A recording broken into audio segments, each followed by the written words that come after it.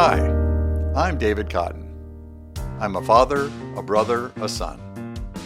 I'm a retired U.S. Air Force Brigadier General, a former senior executive in the Department of Defense, a corporate vice president, and now a life coach.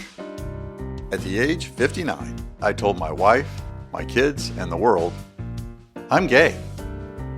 Join me as I talk with others who've made this coming out journey late in life to become who they really are. You're listening to Out Late with David. My guest today is a real estate broker, an actor, podcaster, and father of two. Married in his late 40s, he separated from his wife after 9 years as he was coming to grips with the fact that he is gay. Still married, but living independently as an out and proud gay man, he sells high-end real estate and is working on a one-man show about his life. Joining us from Los Angeles is John Duerler. Hi, John. Welcome to the show today. David, thank you so much. Thank you for having me. I appreciate you spending time with us. Sure. You have an interesting story, but I want to go back to the beginning. When did you first start feeling that same-sex attraction? It had to be probably when my older brother would bring me into the football field house after practice. And, my brother was a wonderful brother. He was more like a father. He was older than me. My father had already left. And he taught me how to fish, how to hunt, how to drive. He did everything. But he kept me close. He was always looking out for me. And I would always go to his practices. And, I'd walk in the field house with him. And then there they are, all the guys going into the showers. And I'm like, wait, what? No, what am I doing? So how old were you then? What was your age? I was probably, I was in either fifth or sixth grade. I can't remember when that was. And I think that's when I just first noticed, but there was nothing, I never felt anything or wanted to, I just noticed beauty. So you dated women then through high school? Oh, yeah. After high school? Yeah. Even, yeah. In your 20s and 30s as well? Dated women all the time? Yeah. Dated women all the time. And then, but where I grew up in Southeast Texas. And if you were gay, you didn't last, or you got your ass kicked, or you got beaten. I mean, it was not a good place to be.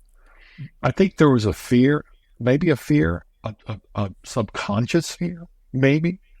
But, as I just laid out, I was dating women the whole time. So when you had this subconscious fear, during that time, did it ever crop up like, I kind of like looking at the guys again, and maybe I'd be interested in them?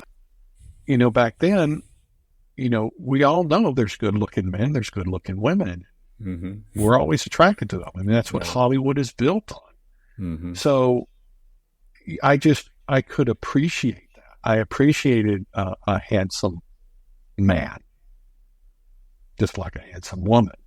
So you go through life dating women then, and you meet the woman that you married eventually. Absolutely. Did you ever express to her before you were married or after you got married? That's a good question. And I think when we were living together, I think I shared with her that experience with myself and when I was a junior in high school. So I don't think she thought much of it, but I'm surprised. You know what? This is so interesting that you bring it up, because she is a litigator and she goes right in to find out everything. So the question could be, did she already know? I mean, when you're about to marry somebody, they say that they were with someone, of the same sex, do you question it? And she questions everything. But she didn't question that. If you don't mind, John, I'd like to hear about the unique relationship you have with your wife now. I understand that you've been out for some while and you're an out gay man, but you're still married to her. Yeah, legally married, but we're not living in the same house. We don't sleep together, live together at all. Just work. And I structured it when I moved out of the house to make sure that I was maybe a mile and a half from my boys. So, we were living separate lives, separate bedrooms, but then we got so much counseling we had years and years of counseling as well. And at first I thought maybe I was bisexual. Am I, because I had been with so many women. So many women. But was that a mask? Was that something I was putting, was that something I was just trying to compensate for? And again, there was a lot of therapy. And I came to the realization that I'm not bisexual. I'm a gay man. And I think, that was part of the coming out and really accepting who I was by giving myself little breaks, saying, oh, well, you dated women. Oh, you're bi, no.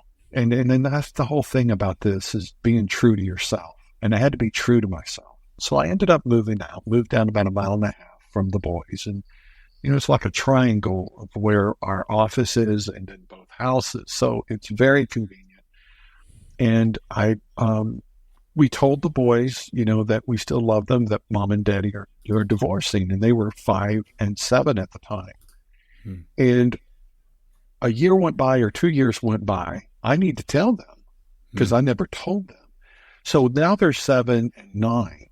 And so my youngest one, he's hilarious. I said, hey, son, I need to share with you why me and mom divorced. And I wasn't completely honest with you, and I need to give you the full truth. And he said, okay. And I said, the reason why is that I'm gay. And he looked at me, and he looked at me up and down. He goes, you're gay? And I said, yeah. He goes, so who you gay with? And I was like, well, not really anybody, but, and then the next thing out of his mouth was, so does that mean I'm going to have 3 daddies now? Meaning mom gets remarried, then I get married, and now he has 3 daddies. So he's a little mathematician, very smart. And then my other son, who was 9 at the time, I told them separately. I wanted this to be one-on-one. I didn't tell them as a family. I didn't tell them as brothers. I did it just one-on-one with our own time. And I said, if you want to talk, or do you have any questions or anything? Well, no, Dad, it's great. But and that was one thing in my therapy of coming out. It's like, it's probably best not to put that on anybody, to say, don't tell them. Because I told my mom came in. The rollout was after the boys. That my family knew. The most important people in my life knew then, but I was still scared. Don't get me wrong. But I just knew that I needed to let them know the truth. And from there, I think it would get easier. Sometimes it was, sometimes it wasn't. But I was able to, my mother is one of 5 children. Out of the 5 of hers, 2 of them are gay. And so but it's Catholic. We never talked about it. You don't talk about it. You don't discuss it. And that's the generational thing as well. And oh my God, my uncle, who was my godfather, came out gay. He was married, had 2 children. He came out gay. He knew when I was 14. He knew, and I'll tell you what. He took me to lunch, and it's a great story. He took me to lunch, and he said, "Hey, John, happy birthday." And I said, "Thanks, Uncle Jamie." I said, he goes, "What do you want to do when you grow up?" I said, "I want to come work for the family business." We had a paint manufacturing company. Our business, our family did. My grandpa did, and my uncle worked. And I said, "I want to come work for you." He goes, "No, you don't." I go, "What do you mean?" He goes, "John Michael, you need to get out of this town, and you need to go and find out who you really are. That's the best advice that I can give you." At 14, he's telling you this. He told me that. And he didn't tell me that, hey, I think you're gay. Hey, I think you need to, but he knew, because he was. And he was living a life with a married woman, and he had 2 kids. And yeah. And he shared that with me. And then he finally came out. I'd already joined the Navy and moved to California. And he came out. He was a wonderful man. And he was living with another man finally. But it was very ugly. It was very ugly with his ex-wife and everything. And he ended up committing suicide. He shot himself. That's horrible. And it's so sad. when I think about it, but, you know, what you're doing and what I'm doing is we're saving people, I truly believe. And I think, in a sense, he saved me. And what I regret so much now is that he's gone. And he can see the beauty that was left behind. So he never got to meet John Michael as he is for himself today. No. Yeah. But he was there. He showed love and he showed support. Yeah. Well, and so we have to let's pause real quick second, because you and I know that that's not the solution, and people sometimes resort to self-harm or suicide because they feel so lost. And reach out to a friend, reach out to a trusted person, a professional, and if they're by themselves with their phone, 988 is the National Suicide Mental Health Hotline, 988, and they can find somebody right then and there. More of my interview in just a moment. But first, I'd like to recommend a book I found insightful on my coming out journey. The book is Fashionably Late, Gay Pie and Trans Men Who Came Out Later in Life, edited by Vinnie Kinsella. The book is a collection of 16 narratives from individuals who navigated the complexities of coming out later in life as gay, bisexual, or transgender. In essence, their second coming of age. Through their stories, readers will find solace, inspiration, and a sense of community in their own journeys of self-discovery and acceptance. For more books and online resources about coming out later in life, visit outlatewithdavid.com. So when you came out to the family, did you have any negative repercussions from that at all? No, I came out to my mother. Yeah, I came out to my mother, and, good Catholic woman. She's like, Mom, I need to tell you the real reason that we're divorcing. And she goes, well, what? I go, I'm gay. And she said, you're gay? I said, yeah, I am. And she goes, well, honey, that's okay. That's fine. I love you. You know that. And and she goes, you don't want me to tell anyone? I said, absolutely not, Mom. I'm not going to put that on you. And if you want to talk to anybody, in fact, if you need to talk to anybody to get advice or whatever, I want you to do that. And then she goes, well, I'll probably talk to Father Worth at church. And I go, well, I'm sure he's gay. He'll understand. So, okay. So I said, you go ahead and talk to whoever you want. I'm not going to keep any limitations. So that was the beginning of the rollout, telling friends. But there were still other people that I did not want to. I was afraid to tell, like my older brother. Why was that? Why were you afraid to tell? Well, he was a father figure. So if you can put yourself, if you're, very, macho type of man. I didn't know if he was going to hang up on me when I called him.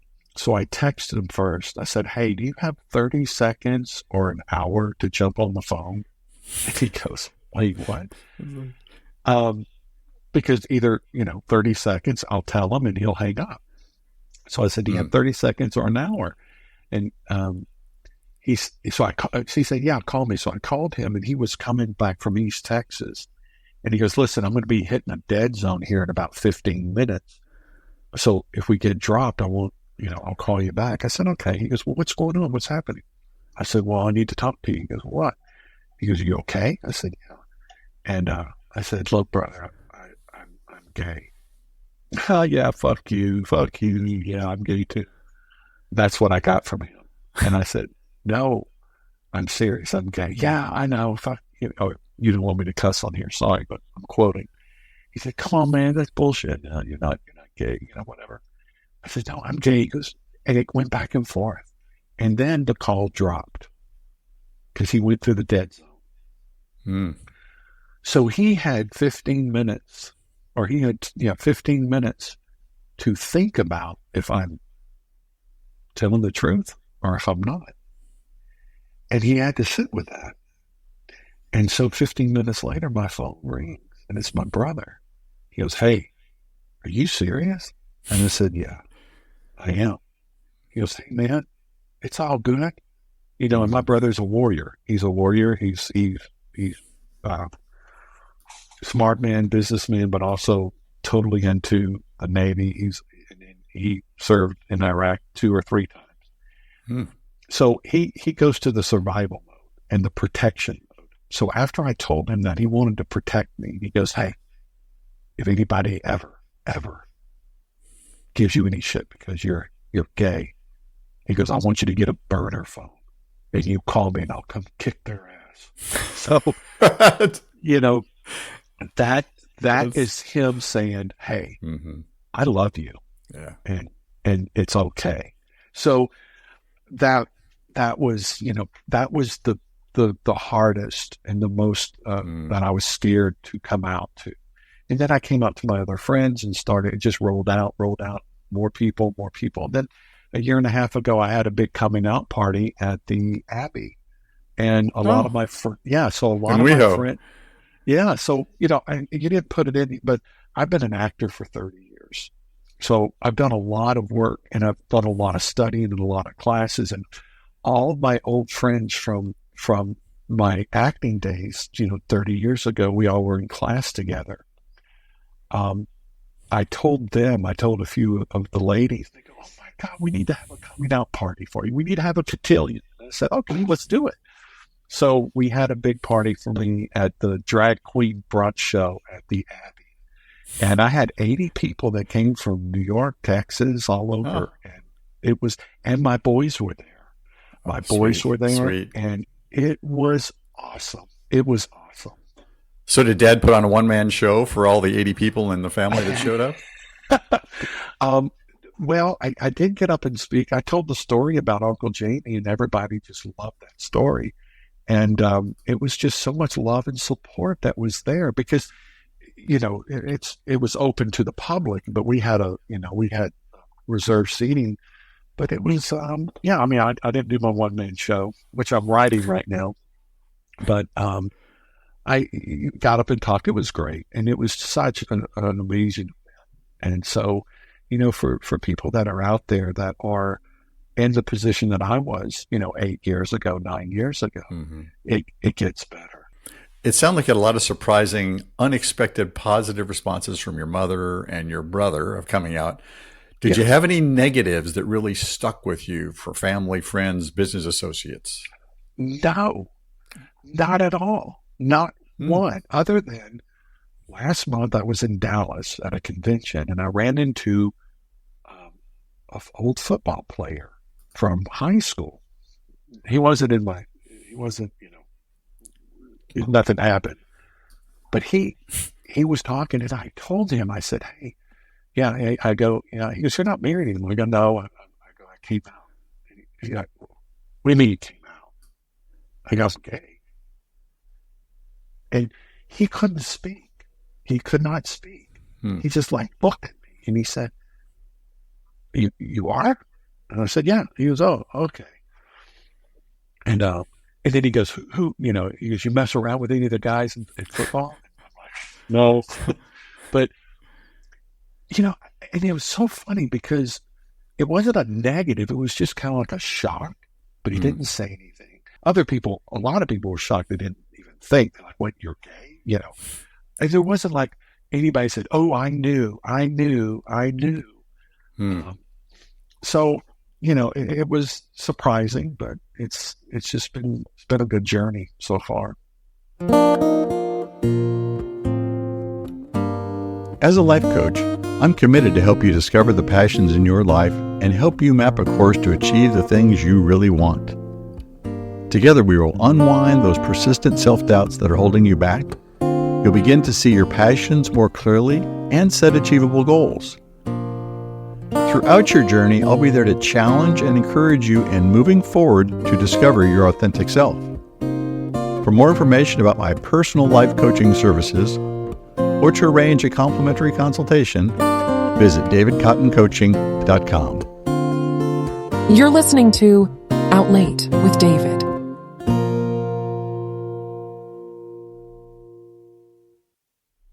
Let's jump to today. You co-host a podcast with Brian Janes, Coming Inside Out.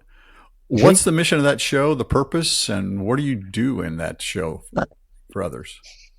A great question. I was at the Eagle in LA, and I met this gentleman named Bob at the bar. And he was from Boston. And we were talking, and he goes, "Oh, you have children?" I said, "Yeah, I do." And he goes, "Well, I co-founded the Gay Fathers of Boston." He goes, "Would you like to start Gay Fathers of LA with me?" I said, "Hell yeah, let's do it."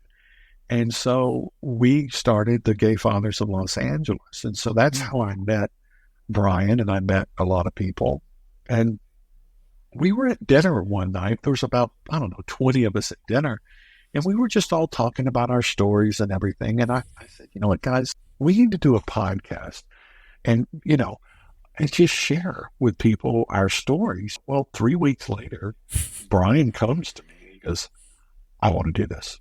I've already came up with a name." And he really is passionate, and as you guys are, about getting the word out and helping people that just don't know what to do. So I'm humbled and just love doing it. And if it helps, and he runs the data and tells us how many hits we get or how many downloads we get, and it's so nice. And then we got people that write in that are in similar situations that we can't. And I even mentioned to him, I go, this doesn't have to be only about gay fathers. I mean, because I think we're helping gay fathers, and I want to continue that. But I go, there's so many other people that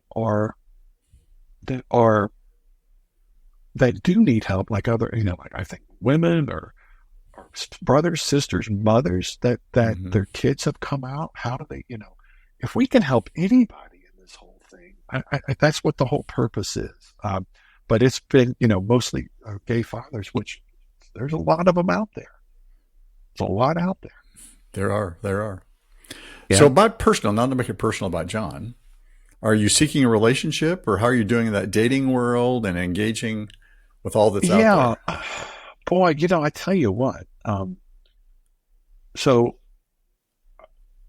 20-year-olds and 30-year-olds love me. I'm telling you, I've got to beat them off with a stick.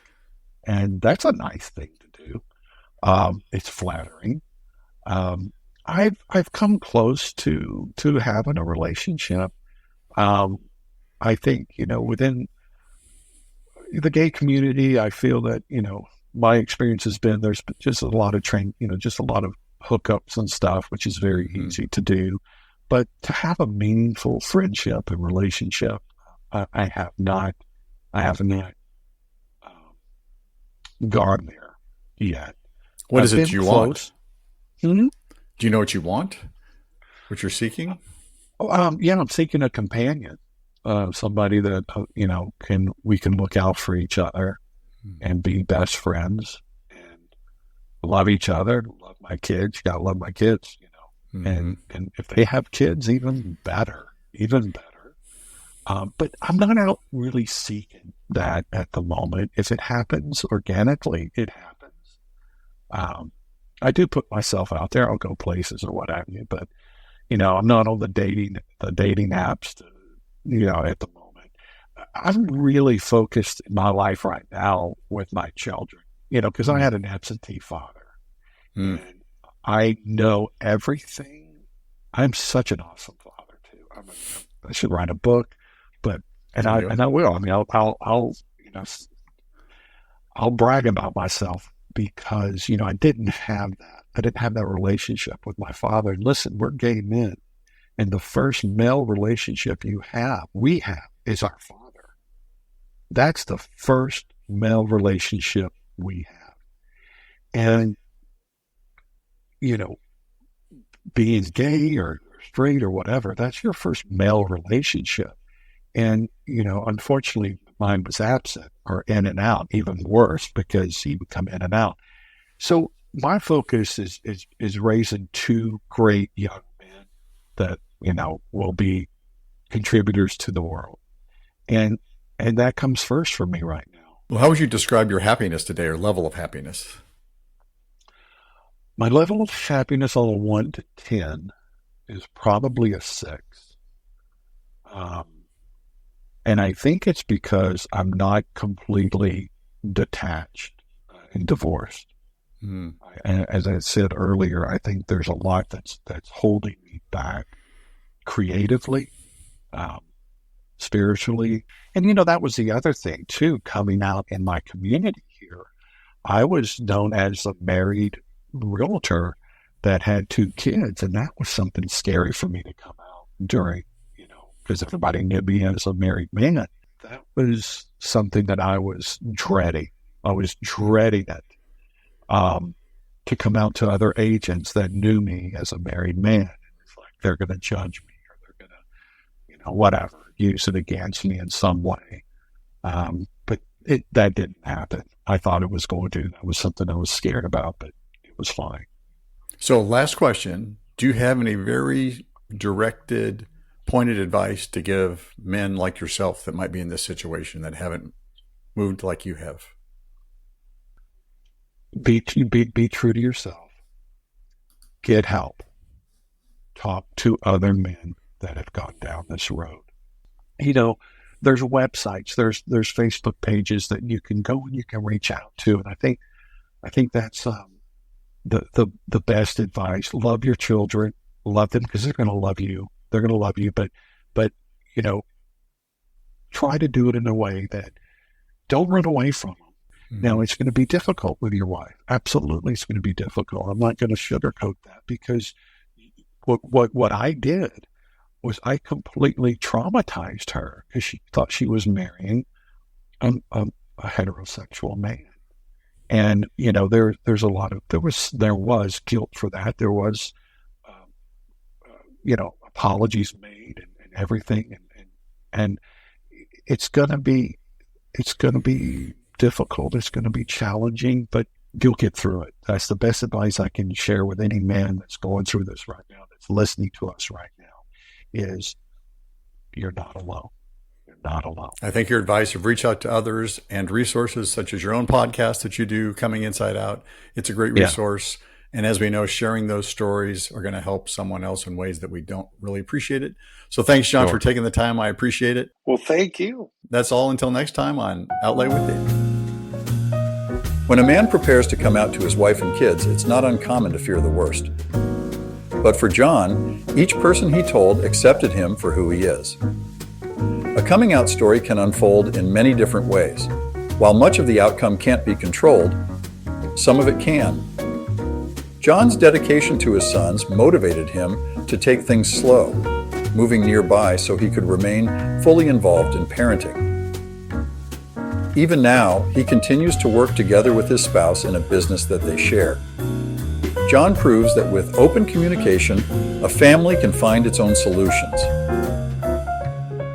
I encourage you to check out John's podcast, Coming Inside Out, which is available on YouTube and wherever you find your podcasts. I'm David Cotton. Join us next time for Out Late with David. To hear more episodes, visit outlatewithdavid.com. And to learn more about personal life coaching services, go to davidcottoncoaching.com.